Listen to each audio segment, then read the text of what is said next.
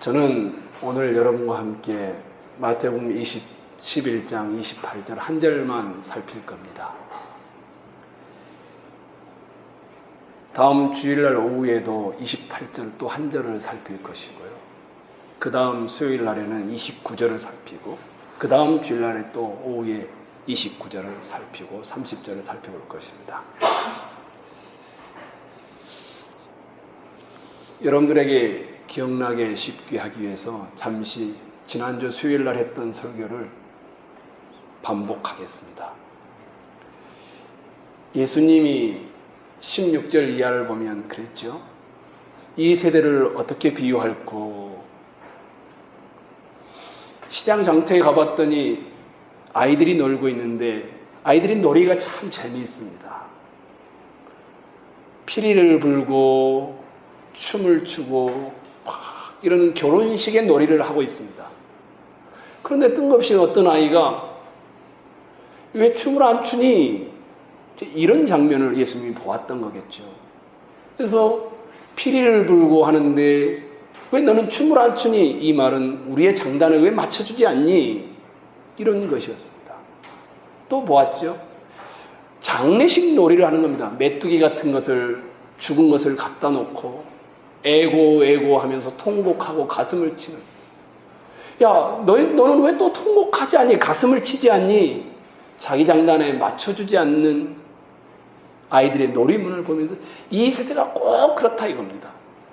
예수님이 왔고 세례 요한이 와서 하나님 나라가 가까이 왔다고 했고 하나님 나라를 전파했는데 이 사람들이 받아들이지 않습니다. 왜? 자기들의 장단하고 너무 다른 겁니다. 그러니까 세례 요한은 뭐라고 합니까? 이 사람들이 세례 요한은 귀신 들렸다. 맨날 금식하고 그러니까. 그 다음에 예수님은 와서 먹고 그러니까 또 뭐라고 합니까? 먹기를 탐하는 자다. 자기들하고 맞지 않는다고 이제 받아들이지 않는 것이었죠. 그러면서 이 세대를 뭐라고 하냐면은 예수님께서 자기 놀이에 빠져 있는 세대다 이렇게 표현했죠. 그리고는 고라 지역의 사람들, 예수님이 가장 많이 활동했던 벳세다 사람들, 가버나움 사람들, 이들이 시돈과 두로와 시돈보다 더 힘들 것이다. 소돔보다 견디기 더 힘들 것이다. 하나님께서 지역들을 말씀합니다. 그러고 나서 예수님이 이제 기도하는 장면이 지난주 수요일을 봤던 것이죠.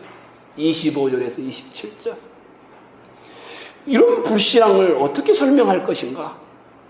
아니, 그렇게 성경을 많이 알고 있고 성경을 사랑하고 근데 메시아가 왔는데 받아들이지 않는 이 불신앙을 예수님이 그때 그랬죠. 천지의 주제이신 아버지여, 이것을 지혜롭고 슬기 있는 자들에게는 숨기시고 어린아이들에게는 나타내심을 감사하나이다. 옳소이다. 이렇게 된 것이 아버지의 뜻이니이다. 그랬었죠. 지혜롭고 슬기로운 자들은 누구일까요? 만약에 지역으로 따지면 벳세다 사람들, 고라신 지역의 사람들, 가버나움의 사람들일 것입니다. 사람으로 따지면 유대인들을 넘어서서 바리새인과 서기관들일 겁니다. 성경을 잘 아는, 그러니까 일명 똑똑하다고 하는 사람들인데 그들은 주님을 받아들이지 않습니다. 성경을 잘 아는데. 근데 근본적으로 지혜롭고 슬기로운 자들은 누굽니까? 남의 도움이 필요 없이 자기 똑똑한 맛에 사는 사람들, 이들을 가리킨다라고 했습니다. 반면에 어린아이들에게는 나타냈다고 했죠. 어린아이들은 누굽니까? 남의 도움을 절대적으로 필요로 하는 사람들, 부모의 도움이 없이는 살 수 없는 자들. 근데 이들은 하나님 나라를 나타냈고 받아들였다는 겁니다. 근데 지혜롭고 슬기로운 자들은 하나님의 비밀을 깨닫는 것이 허락되지 않았다는 것입니다. 이것이 아버지의 뜻입니다. 옳소이다. 주님이 이렇게 이제 기도했던 것입니다. 누가 믿을 수 있느냐? 어떤 사람에게 믿음의 은혜가 주어지느냐? 하나님의 뜻에 달린 일이었습니다. 자기가 가득한 사람은 하나님을 받아들일 수 없습니다. 예수 믿고 구원 얻으십시오. 권면하는 말을 듣고 우리가 주님의 복음을 듣고 받아들인 것 같지만 그것이 아니라고 했죠. 좀 더 깊이 들어가면 우리가 복음을 들을 때 성령께서 역사하신 것이었고, 좀 더 근본적으로 옷을 올라가면 하나님께서 원하셔서 내게 복음을 알려주시고 믿게 하신 것이라고 했습니다.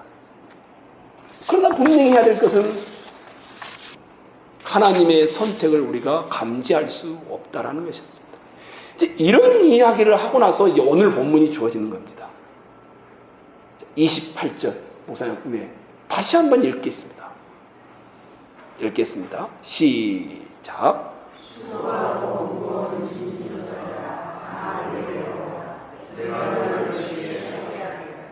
유명한 구절 아닙니까? 그렇죠. 가장 유명한 구절 중에 하나일 겁니다. 천지의 주제이신 아버지여, 지혜롭고 슬기 있는 자들에게는 하나님의 나라와 복음을 감추시고 숨기시고, 젖먹이들에게는 자기 힘으로는 알 수 없는 자들에게는 나타내신 하나님은 감사하나이다. 이렇게 하고 나서 수고하고 무거운 짐진 자들아, 다 내게로 오라. 우리 주님이 초청하고 있습니다. 그러면 질문이 그거죠. 수고하고 무거운 짐진 자들은 누구일까? 만약에 25절 이하를 쭉 보면 고라신 지역의 사람들, 베사다 지역의 사람들, 가버나움 지역의 사람들, 이걸 조금 더 16절까지 올라가 보면 자기가 가득하여 자기 인생의 규칙을 따라 자기 인생을 경영하며 살아가는 사람들, 이들이 수고하고 무거운 짐진 자들입니다. 이들을 주님이 초청하고 있는 겁니다.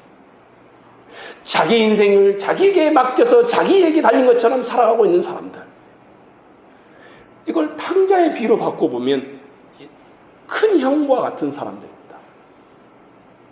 늘 아버지 곁에 있으면서 너는 왜 그렇게밖에 못하니? 정죄하고 판단하고 기준에 이르지 못했다라고 올가매고, 그러면서 아버지를 향해서는 내가 아버지와 평생 함께 있었는데 양이나 염소 새끼 한 마리도 나에게 잡아준 일이 없더니 라고 불평하는 사람들,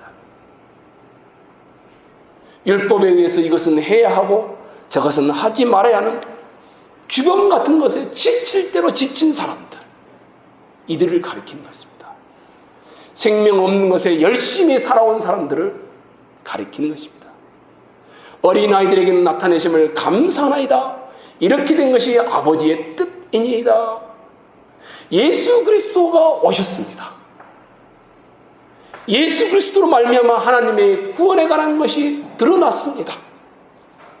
죄사함, 구원, 하나님의 나라, 이런 것들이 자기의 노력으로는 알 수 없고 받아들일 수 없다는 것을 아는 사람들이 어린아이들입니다.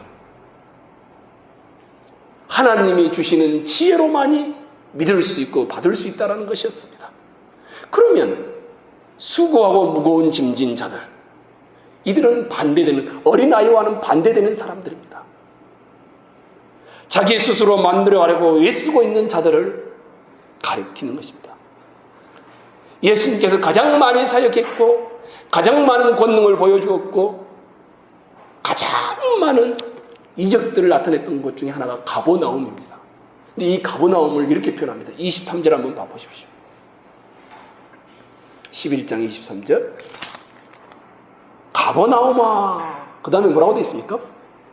내가 하늘에까지 높아지겠느냐, 음부에까지 낮아지리라. 하늘에까지 높아지겠느냐, 자기 인생을 자기 스스로 만들어가고 있는 교만에 대한 표현입니다. 수고하고 무거운 짐진 자들은 누구를 가리키는가? 자기 스스로 구원을 만들어내려고 하는 자들, 어린아이와 같지 않는 자들, 율법에 해야 될 것과 말해야 될 것을 따지면서 살아가는 사람들,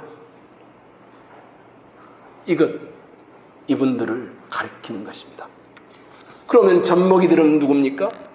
자기의 필요한 것을 부모를 통하여 얻는 자들입니다. 하나님에 의하여 필요한 것들을 얻도록 되어 있다라고 믿고 나오는 자들입니다.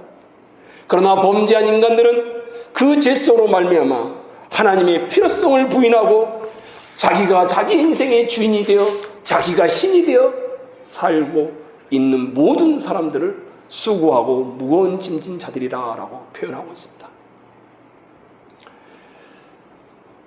수고하고 무거운 짐진 자들은 누구일까? 스스로 신이 된 사람들입니다.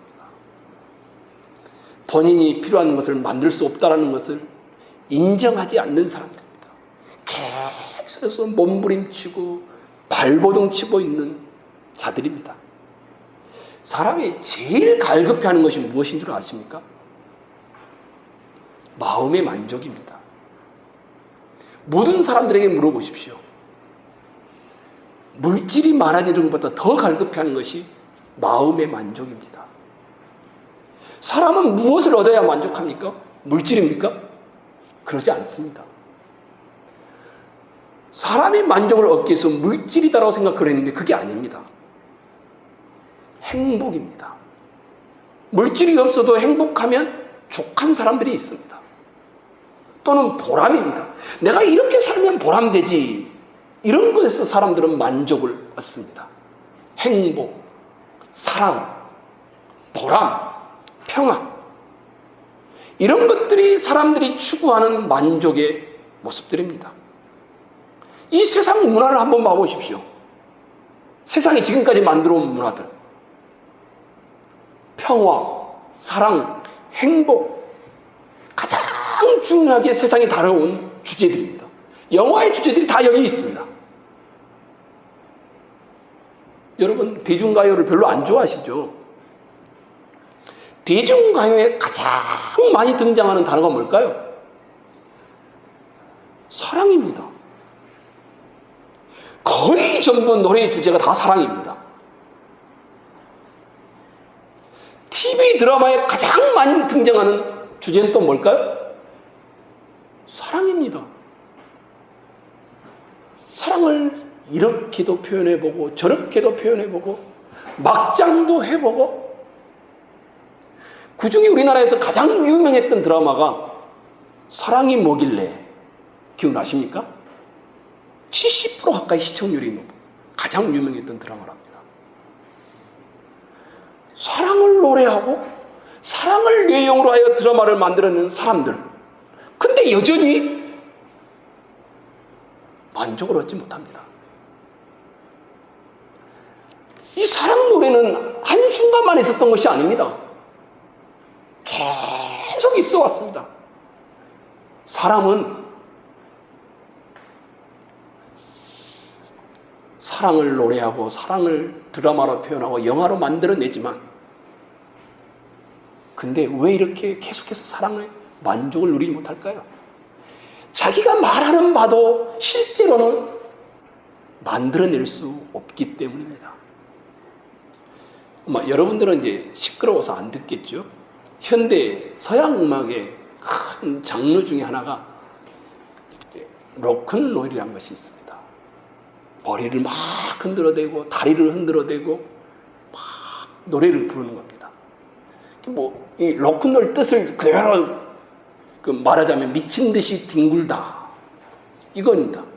근데 직역을 하면 돌에 맞아 버둥거리기, 이런 식입니다. 그 대표적인 인물이 미국의 엘비스 프레슬리입니다. 머리를 흔들고 몸을 흔들고 다리를 흔듭니다. 노래를 하는데 무슨 말을 노래하는지 전혀 못 알아듣습니다. 기성세대들은. 젊은이들은 거기에 빠져서 이제 알게 되겠죠. 근데 그렇게 머리를 흔들고 다리를 흔들고 몸을 흔들면서 무슨 말인지 모르는데 그 주제도 뭡니까? 다 사랑입니다. 아이돌들이 막 춤을 추면서 노래를 하지 않습니까? 거기에 주제도 대부분 다 사랑입니다. 최근에 변산이라는 영화가 나왔습니다. 전북 변산을 지역을 중심으로 나오는, 거기에도 그 가수 지망생이죠. 뭐 배틀도 하고 가수로 나와서 하는 건데 거기도 다 뭐 어른들은 잘 못 알아듣습니다. 자막이 뜨기 전에는 노래 자체를. 근데 그 주제들은 대부분 다 사랑 이야기입니다.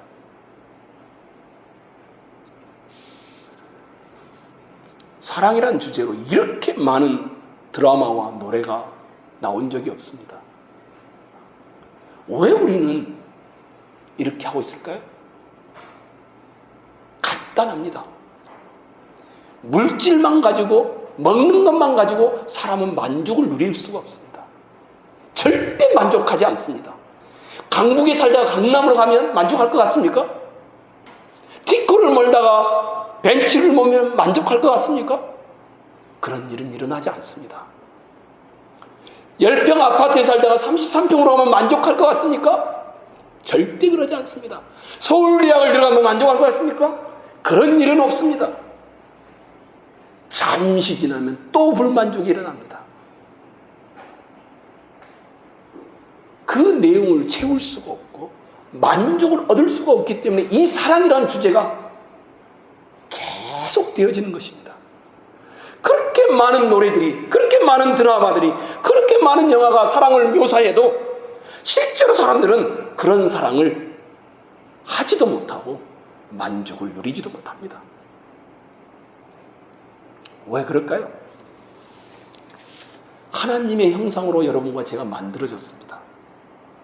그런데 우리가 고장나버렸습니다. 죄라는 것 때문에. 그래서 하나님의 형상이 깨져버린 겁니다. 그럼 어떻게 회복되면 하나님만이 회복시킬 수 있는 겁니다. 사람이 노력으로 회복해야 하는데 안 되는 겁니다. 만족이 주어지지 않는 것입니다. 사람이 그것을 스스로 만들 수 있다고 생각하고 평생 만들어내지 못하는 일에 매달려 좌절하고 고민하고 어떤 사람은 자살하고 고뇌합니다. 그래도 시가 나오는 거고 소설이 나오는 겁니다. 어떻게 하면 만족을 누립니까?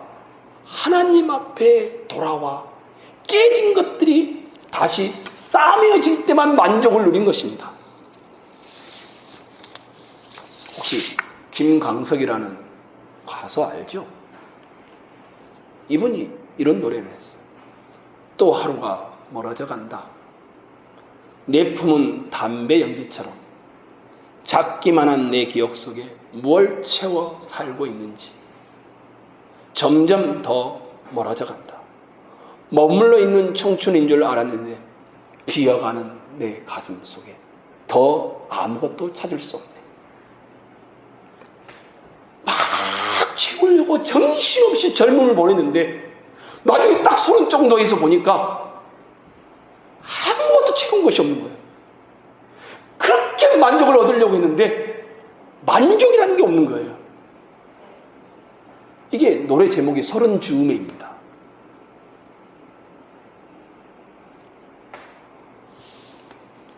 이게 수고하고 무거운 짐진 자들인 겁니다. 자기 스스로 만족을 찾고 자기 스스로 뭔가를 만들어내서 성취하려고 하고 주님이 그런 사람들을 초청하는 겁니다.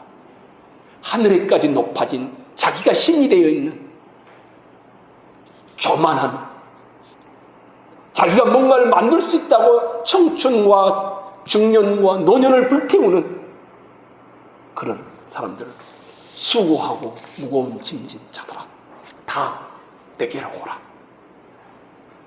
사람의 만족은 주님께로부터만 온다라는 것이었습니다. 깨진 것은 그 주님만이 다시 회복시킬 수 있다는 데서 출발하는 것이었습니다. 성도 여러분, 여러분은 어디서 만족을 얻습니까? 한번 봐보십시오. 여러분의 마음에 언젠가 보면 텅 비어있는 이 공허한 여러분의 모습을 보게 될 겁니다. 결코 사람에게는 종교에게서도 만족을 누릴 수가 없습니다. 주님께로 나와 만족을 누리는 여러분과 제가 되기를 간절히 소망합니다. 27절 한번 봐보십시오. 27절 여러분이 한번 읽어주시면 좋겠습니다.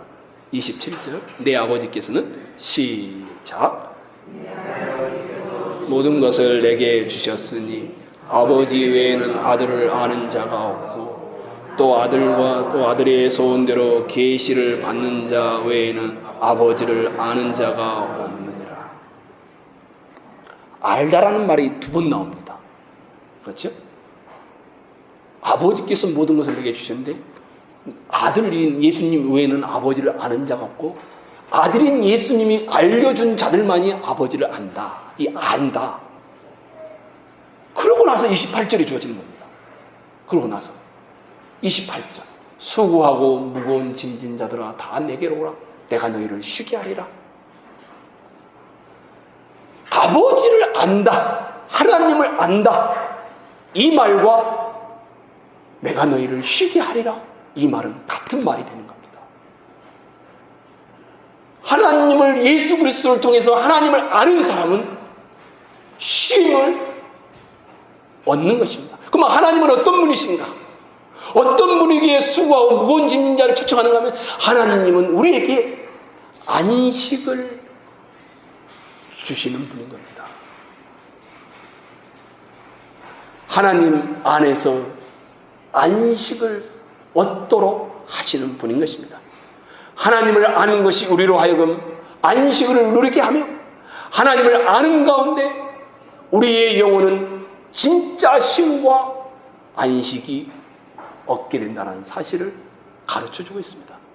어거스틴이 이렇게 말했습니다. 한 인생이 하나님 안에서 안식을 발견하기까지는 그의 영혼은 영원히 불안할 수밖에 없다. 하나님을 안다 이 말은 내게 안식을 주신 분을 안다라는 표현이 되어지는 것입니다. 그래서 주님이 이렇게 말합니다. 수고하고 무거운 짐진 자들아 다 내게로 오라. 내가 너희를 쉬게 하리라. 그렇게 하고 나서 29절 한번 봐보십시오. 뭐라고 합니까? 나는 마음이 온유하고 겸손하니. 무슨 말입니까? 수고하고 무거운 짐진 자들을 때려 패겠다는 말이 아닙니다. 나는 마음이 온유하고 겸손하니 심판하지 않겠다는 말 아니겠습니까? 지칠 대로 지치고 자기가 신이 되어 살고 있고 하나님을 모르고 자기가 하나님인 것처럼 살아가는 그들에게 초청하면서 내게와 힘을 누르라. 왜냐하면 나는 마음이 온유하고 겸손하니 내가 싸매어 주겠다는 말 아니겠습니까? 걱정하지 말라는 말 아니겠습니까?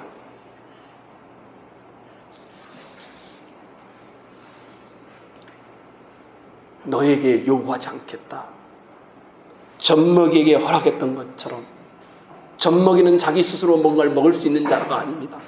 은혜로 주어진 것인 것처럼 하나님 쪽에서 모든 것을 줄 테이니 걱정하지 말아라. 싸매겠다라는 것이며 돕겠다라는 것이며 품겠다라는 의도가 여기에 담겨 있는 것입니다. 안식이 없는 세상 중에 고분분투하며 사는 우리에게 하나님을 안다라고 고백한다라면 거기에는 안식이 따라오게 되어 있습니다. 안식은 하나님을 알아야만 얻을 수 있는 것이고 하나님을 아는 사람만이 안식을 누리는 것입니다.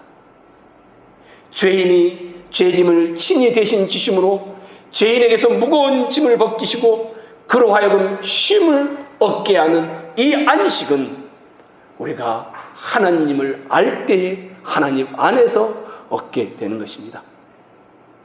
영혼의 쉼을 얻고자 한다라는 말은 하나님을 알므로 가능한 것입니다.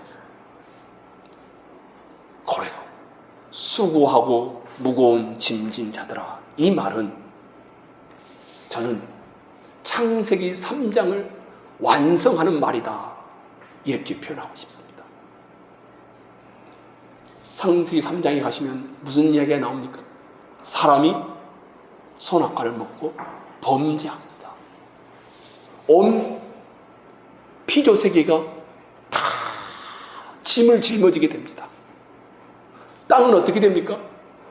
가시와 엉겅퀴가 납니다.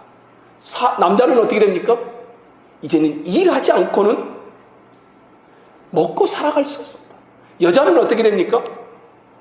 생명을 낳는 것이 기쁨이었는데 여기에 해산의 고통이 따라오게 됩니다. 이게 수고하고 무거운 짐진 자들의 인생이지요. 그런데 오늘 본문에 수고하고 무거운 짐진 자들아, 다 내게 오라. 내가 너희를 쉬게 하리라. 이 말은 창세기 3장을 완성하는 분이 예수님이라는 말이 됩니다.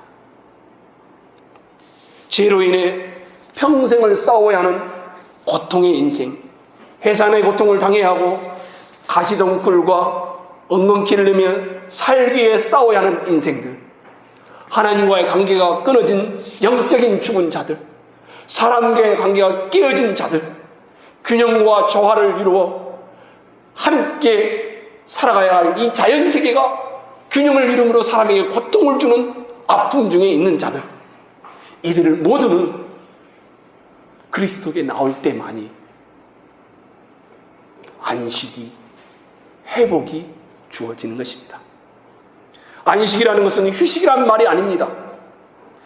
염려를 덜어준다는 말이 아닙니다. 고달픔을 벗어준다는 말 정도가 아닙니다. 안식은 창세기 3장의 해결책이며 창세기 1장의 회복의 안식을 의미하는 것입니다. 아담의 범죄와 함께 창조된 복된 안식이 파괴되었습니다. 생명과 축복과 쉼 대신에 저주와 파괴와 죽음이 초래한 곳을 회복시키시고 다시 쌓아내오는 것이 안식인 것입니다. 그래서 내게로 오라, 내가 너희를 쉬게 하리라, 이렇게 주님이 말함으로 저주와 죽음과 고통을 제거하고 천지만물로 안식케 한다라는 의미가 여기에 들어있습니다. 참 이사야서 53장 5절로 6절에 이런 말씀이 있죠. 그가 찔림은 우리의 허물을 인하며 그가 상함은 우리의 죄악을 인함이라. 그가 징계를 받음으로 우리가 평화를 누리고 그가 채찍에 맞음으로 우리가 나음을 입었도다. 우리는 다 양 같아서 그릇 행하여 각기 제 길로 갔거늘 여호와께서는 우리 무리의 죄악을 어린 양이신 그에게 담당시키셨도다. 주님이 고통당하는 인생들을 안식을 주셨다는 의미입니다. 죽으심으로. 수많은 무거운 짐이 있죠.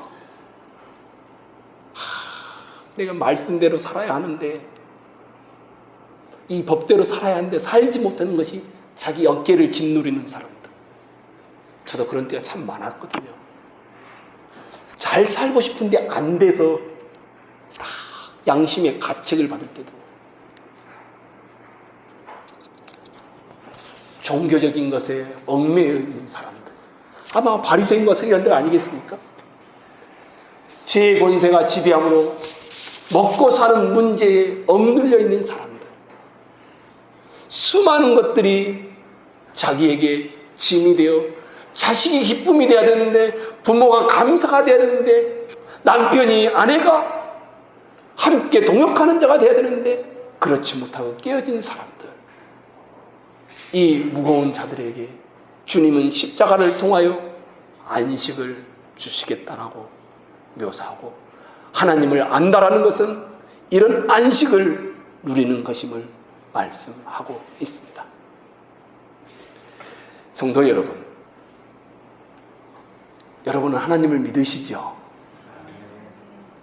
이 말 안에는 하나님이 나에게 안식을 주셨다, 이 말이 포함되어 있는 겁니다. 안식은 뭡니까? 내가 싸매어졌다라는 겁니다. 죄로 깨졌던 것이 싸매어진 겁니다.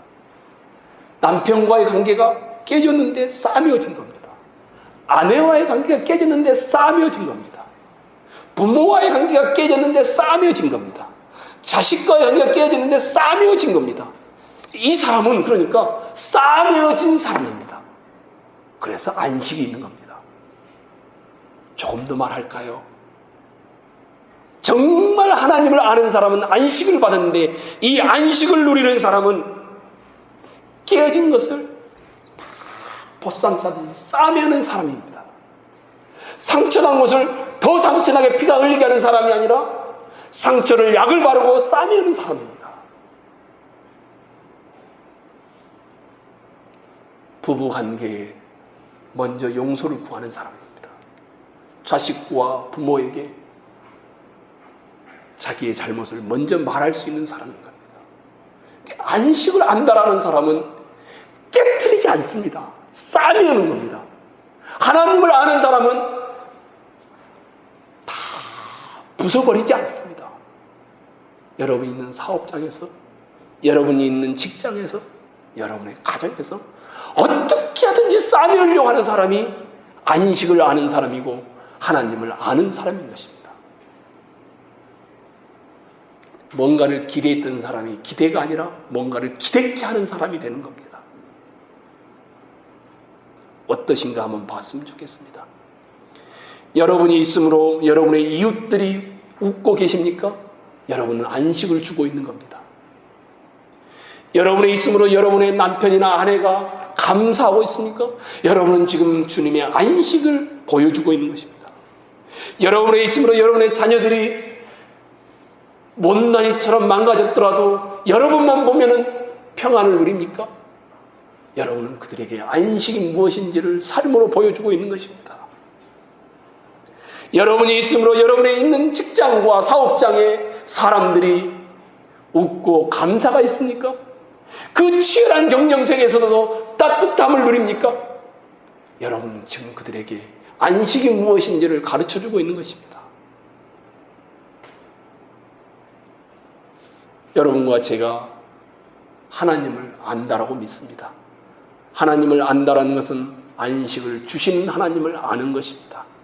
창세기 3장과 창세기 1장을 회복하고 싸매우는 하나님을 아는 것입니다.